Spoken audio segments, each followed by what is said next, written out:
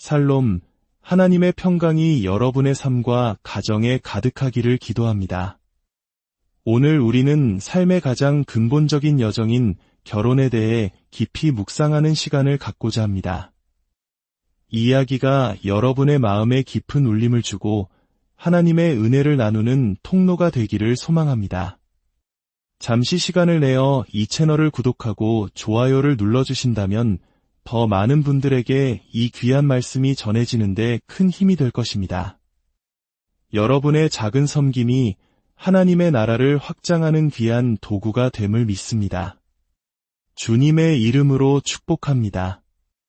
오늘 우리가 함께 나눌 주제는 바로 결혼입니다. 솔직히 말씀드리면 제가 설교자로서 가장 어렵고 조심스럽게 느끼는 주제이기도 합니다. 저 역시 오랜 세월 결혼 생활을 해왔지만 여전히 배우고 성장하는 과정에 있기 때문입니다. 아마 이 자리에 계신 많은 분들보다 더 오래 결혼 생활을 했을지도 모르지만 결혼에 관해서는 결코 전문가라고 자신할 수 없습니다. 제 아내는 저를 사랑하고 저 또한 아내를 사랑합니다. 하지만 그 모든 신비를 다 이해하기엔 아직도 갈 길이 멉니다. 오늘 이 시간 우리 모두가 함께 배우고 성장하는 마음으로 하나님의 말씀 앞에 서기를 원합니다. 흥미로운 사실은 제 아내는 제가 결혼을 주제로 설교할 때만 유일하게 필기를 한다는 것입니다. 마치 경찰이 용의자를 체포할 때 당신이 하는 모든 말은 법정에서 불리하게 사용될 수 있습니다. 라고 말하는 것처럼 제 아내는 제 설교를 꼼꼼히 기록했다가 나중에 여보, 당신이 이렇게 설교했잖아요. 이선자 같으니 라며 증거로 내밀곤 합니다. 오늘 우리가 함께 살펴볼 말씀은 베드로전서 3장입니다. 이 말씀은 결혼이라는 긴 여정을 항해하는 모든 이들에게 등대와 같은 지침을 제공합니다. 독신이든 기혼이든 혹은 이혼의 아픔을 겪었든 하나님의 말씀은 현재 여러분의 상황을 향한 그분의 계획과 사랑을 선포합니다. 그 누구도 하나님의 계획과 은혜의 손길 밖에 있지 않습니다. 하나님은 여러분이 어디에 있든지 아시고 깊이 사랑하십니다. 혹 이혼의 상처로 인해 스스로를 부족한 사람이라 여기는 분이 계시다면 오늘 말씀을 통해 하나님의 은혜 안에서 온전히 회복되고 그분이 예비하신 올바른 관계를 준비하는 귀한 시간이 되기를 축복합니다. 자, 이제 베드로전서 3장 1절 말씀을 함께 보겠습니다. 아내들아 이와 같이 자기 남편에게 순종하라. 이는 혹 말씀을 순종하지 않는 자라도 말로 말미암지 않고 그 아내의 행실로 말미암아 구원을 받게 하려 함이니 정말 놀라운 구절입니다. 아내들에게 먼저 말씀하십니다. 남편에게 순종하라고 말입니다. 심지어 그 남편이 하나님을 믿지 않고 올바른 삶을 살지 않더라도 말입니다. 이것은 잔소리나 논쟁이 아닌 아내의 거룩하고 경건한 행실을 통해 남편의 마음을 얻고 그를 구원으로 이끌 수 있다는 놀라운 약속입니다. 아내의 영혼에서 나오는 온유함과 평온함이 남편의 마음을 닫는 것이 아니라 오히려 서서히 열게 하는 힘이 있다는 것입니다. 혼자 묵묵히 교회를 다니며 신앙을 지키는 아내의 모습을 보며 어느 날 남편은 그 모습에 감화되어 마음을 열게 될 것입니다. 분노나 조종하려는 마음이 아니라 온유한 영으로 남편을 대할 때 성경은 말이 아닌 행실로 그를 얻게 될 것이라고 약속합니다. 이어지는 4절에서는 이렇게 말씀합니다. 오직 마음에 숨은 사람을 온유하고 안정한 심령에 썩지 아니할 것으로 하라. 이는 하나님 앞에 값진 것이니라. 머리를 꾸미고 금으로 장식하고 화려한 옷을 입는 외적인 아름다움이 아니라 마음속에 감추어진 내면의 아름다움, 즉 썩지 않는 온유하고 평온한 영혼을 가꾸라고 권면합니다. 이것이야말로 하나님께서 보시기에 가장 귀하고 값진 아름다움입니다. 이러한 가르침은 구약시대에 하나님을 믿었던 거룩한 여인들의 삶에서도 나타납니다.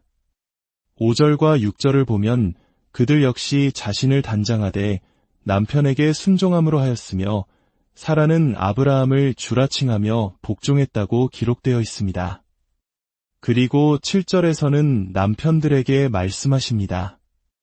남편들아, 이와 같이 지식을 따라 너희 아내와 동거하고 그를 더 연약한 그릇이요 또 생명의 은혜를 함께 이어받을 자로 알아 귀히 여기라. 이는 너희 기도가 막히지 아니하게 하려 함이라. 남편들에게는 아내를 이해하며 함께 살고 아내를 더 연약한 그릇으로 그리고 생명의 은혜를 함께 상속받을 자로 알고 존귀하게 대하라고 명령하십니다. 이는 단지 아내를 위한 권면이 아니라 남편 자신의 기도가 막히지 않게 하기 위함이라는 강력한 경고이기도 합니다. 오늘 설교의 핵심은 바로 결혼이라는 기적입니다. 그런데 결혼의 가장 위대한 기적은 첫눈에 반한 사랑이 아닙니다. 진정한 기적은 오랜 시간 서로를 깊이 들여다본 후에도 여전히 존재하는 사랑입니다. 이것은 아마 우리 한국 사람들이 말하는 정의 개념과도 맞닿아 있을 것입니다. 첫눈에 반하는 뜨거운 사랑은 쉬울 수 있지만 수많은 세월의 풍파를 함께 겪어내며 더 깊고 단단해지는 정을 쌓아가는 것, 그것이야말로 진정한 기적입니다. 어떻게 하면 신혼의 달콤함을 평생 유지할 수 있을까요? 베드로전서 3장은 바로 이 질문에 대한 답을 성경의 한 유명한 부부, 아브라함과 사라의 이야기를 통해 제시합니다. 여기서 우리가 가장 먼저 기억해야 할 중요한 사실은 그들이 결코 완벽한 부부가 아니었다는 점입니다. 이 사실이 오늘날 불완전한 우리에게 큰 희망과 위로를 줍니다. 그들의 삶은 결코 이상적이지 않았습니다. 아브라함의 아버지는 우상을 만드는 사람이었습니다. 유일신 하나님을 믿게 되었을 때 가족으로부터 얼마나 큰 압박과 비난을 받았을지 상상해 보십시오. 마치 오늘날 교회에 빠져서 우리 가문을 망친다 는 식의 핍박을 겪었을 것입니다. 그들은 평생 안정된 집 없이 텐트에서 살며 끊임없이 이주해야 했습니다. 경제적인 압박도 만만치 않았을 것입니다. 더 나아가 그들의 관계에는 하갈이라는 제3자가 개입하는 끔찍한 실수도 있었습니다. 자녀를 낳지 못하는 절망 속에서 아브라함은 사라의 여종 하갈과 동침하여 이스마엘을 낳았습니다. 이로 인해 한 지붕 아래 두 가정이 살게 되면서 가정에는 시기와 다툼, 분쟁이 끊이지 않았습니다. 성경은 집안에 있었던 극심한 갈등을 분명히 보여줍니다. 결국 사라는 저 여자와 아들을 내보내시오 라고 외치기에 이릅니다. 이뿐만이 아닙니다. 아브라함은 아내에 대해 거짓말을 하기도 했습니다. 이집트의 왕 파라오가 아름다운 사라를 보고 탐을 냈을 때 그는 자신의 목숨을 부지하기 위해 사라를 내 아내 가 아니라 내 누이라고 속이고 그녀를 왕에게 내어주려 했습니다. 80세가 넘은 나이에도 불구하고 여전히 눈부신 미모를 지녔던 사라. 그러나 남편에게 버림받을 뻔한 그 순간 그녀의 마음이 어떠했을까요? 물론 하나님께서 꿈에 나타나 파라오를 꾸짖으시고 모든 것을 바로잡아 주셨지만 그 상처가 하루아침에 아물었을까요? 아마 사라는 남편에 대한 깊은 배신감과 분노를 느꼈을 것입니다.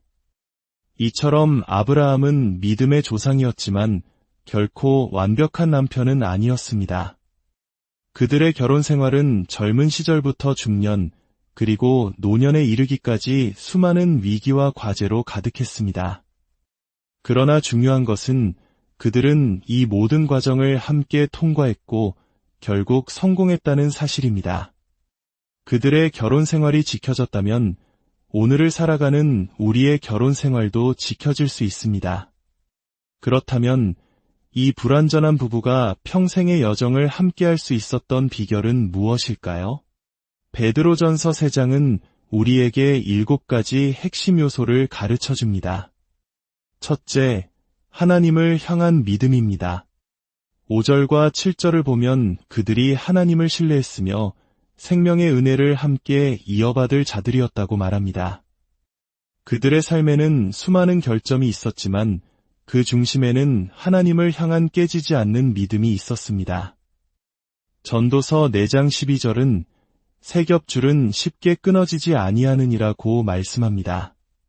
남편이라는 한 줄, 아내라는 또 다른 한 줄, 이 두 줄만으로는 연약할 수 있습니다. 그러나 하나님이라는 세 번째 줄이 함께 엮일 때 그 관계는 세상의 어떤 어려움에도 쉽게 끊어지지 않는 강력한 밧줄이 됩니다.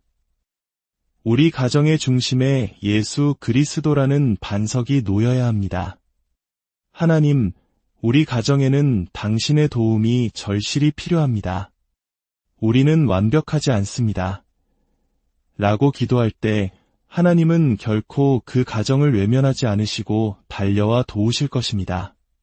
둘째, 하나님의 계획을 받아들이는 것입니다. 성경은 남편이 가정의 머리라고 말합니다. 이것은 남편이 가정의 보스나 독재자라는 의미가 결코 아닙니다. 여기서 머리는 권위가 아닌 책임을 의미합니다. 결혼 생활이 흔들릴 때, 가정이 어려움에 처했을 때 남편에게 더 큰 책임이 있다는 뜻입니다.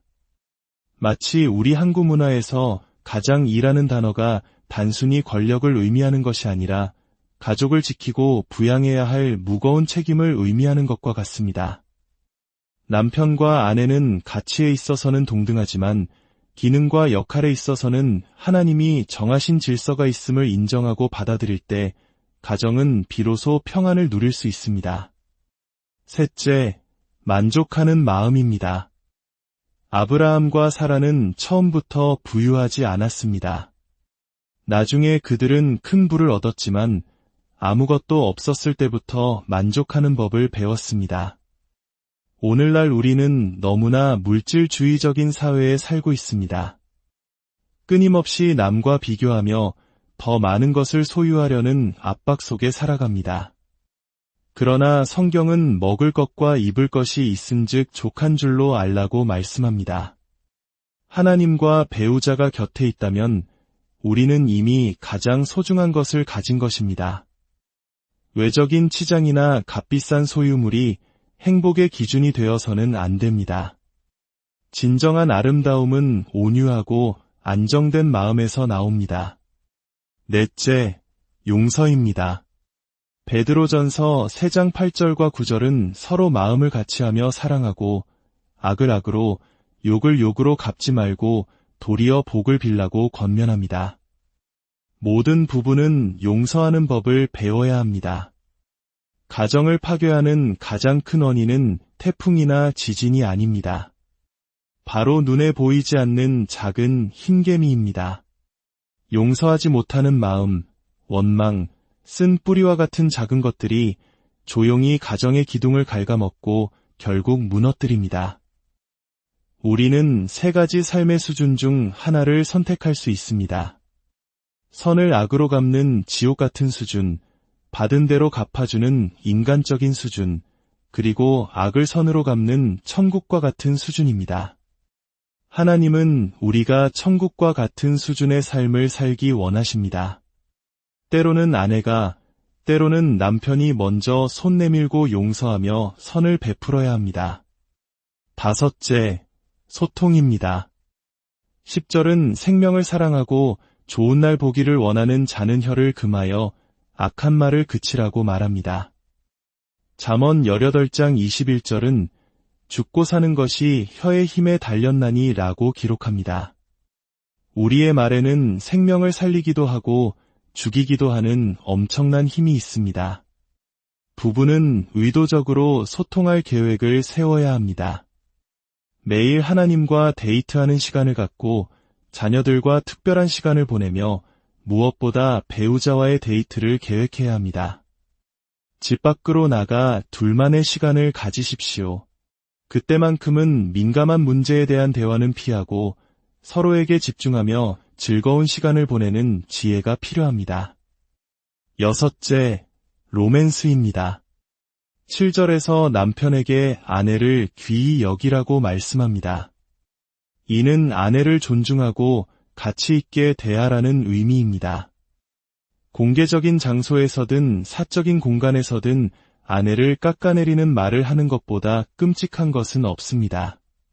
진심 어린 칭찬을 아끼지 마십시오. 당신 오늘 정말 멋져 보여 라는 아내의 한마디가 남편에게 얼마나 큰 힘이 되는지 모릅니다. 반대로 남편의 진심 어린 칭찬은 아내를 세상에서 가장 행복한 사람으로 만듭니다.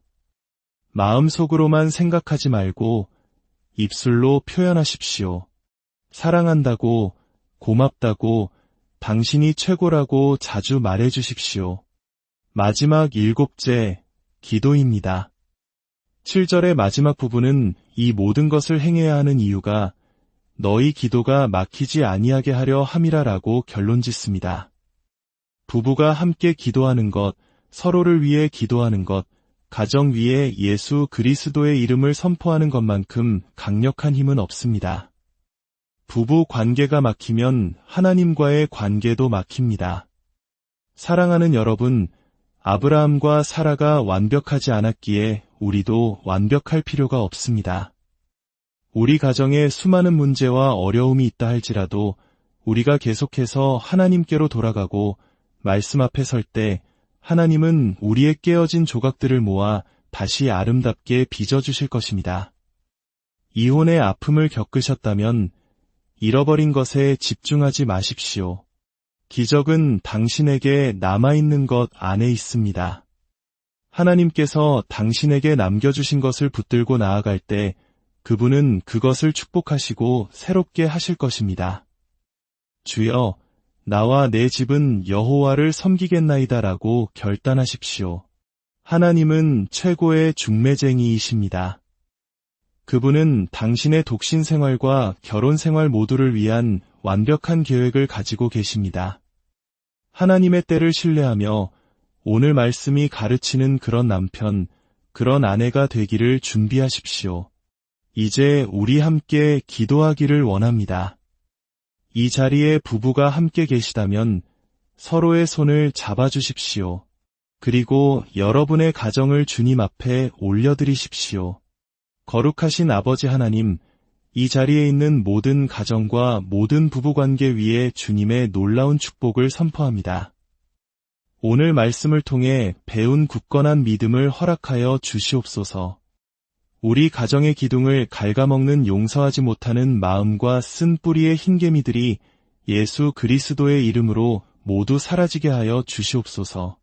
더 이상의 무너짐과 상처가 없게 하시고 주님의 보혈로 모든 가정을 덮어 주시옵소서. 생명의 은혜를 함께 이어받을 자로서 서로를 존귀히 여기며 사랑하게 하시고 우리의 기도가 막히지 않도록 늘 깨어 기도하는 부부가 되게 하여 주시옵소서. 깨어진 가정을 치유하시고 오늘 이 시간이 새로운 시작이 되게 하여 주옵소서. 식어버린 사랑이 있다면 다시 불타오르게 하시고 끊어진 소통이 회복되게 하시며 상처받지 않은 것처럼 사랑할 수 있는 용기를 주시옵소서. 예수 그리스도의 강력한 이름으로 모든 가정을 묶고 있는 사탄의 거짓과 속임수를 파괴하며 예수의 보혈로 우리 가정 주위에 경계선을 긋나이다. 모든 가정이 주님 안에서 천국을 경험하는 복된 가정이 되게 하여 주시옵소서. 우리의 구원자 되시는 예수 그리스도의 이름으로 간절히 기도드립니다.